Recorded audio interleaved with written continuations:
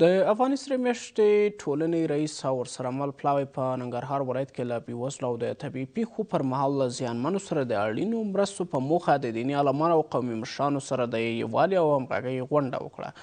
د سرې میاشتې چارواکي وایي دوی هڅه کوي چې د دې غونډو په پایله کې د کلیو په کچه نارینه او ښځینه داوطلب کارکوونکي وټاکي چې د اړتیا پر مهال له دوی سره مرسته وکړي. د دې ولایت دیني عالمان او قومي مشرانو د افغاني سرې میاشتې د دغه اقدام هرکلی کړی دی. نور حال د محمود نعیمي په دې ریپورټ کې د دیني عالمانو او قومي مشرانو سره د ولایتي مجامع جوړښت تر عنوان لاندې غونډه.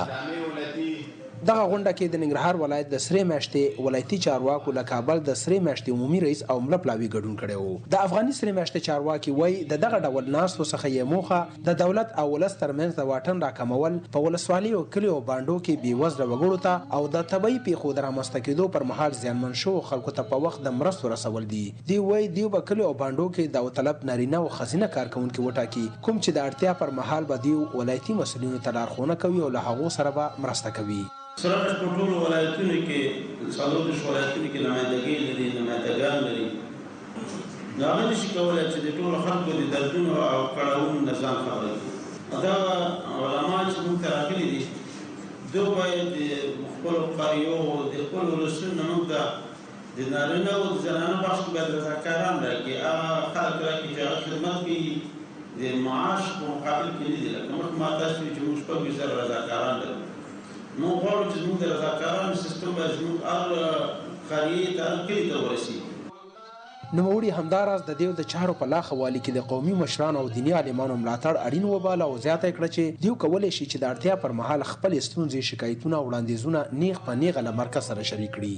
په دې ځای کې هر څه مشکل وو، تاسې چې کوم نمایندګان دوی درنه غواړي هغوی یوازې د نمایندګۍ رئیس سره به دوی ته شریکوي، خو اصل حقایق به موږ ته مرکز ته وایي تر څو پورې د ولس غږ د نمایندګۍ په ځای باندې موږ ته راورسېږي.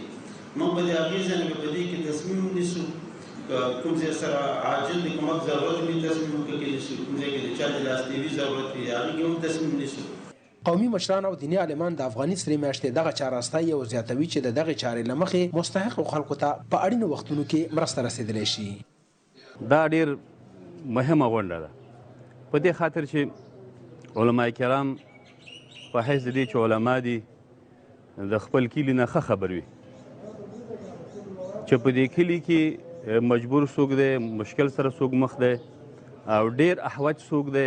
کله چې ولس او حکومت سره په هره موضوع کې همغږي ولري، هغه موضوع، هغه اداره، هغه چوکاټ ډېر ښه مخ ته. هیره دې نه وي چې له دې وړاندې هم د افغاني سرې میاشتې سره په داوطلب شکل 26,000 کسان د هیواد په کچه په داوطلب شکل په بېلابېلو سیمو کې کار کاوه. چارواکي وایي دغه خلک به سندوی نه دي او دوی هڅه کوي چې د نوو ټاکنو له مخې د هیواد په لرو پرتو سیمو کې هم اړمن کسان په نښه او مرستې تر کاله ورسوي.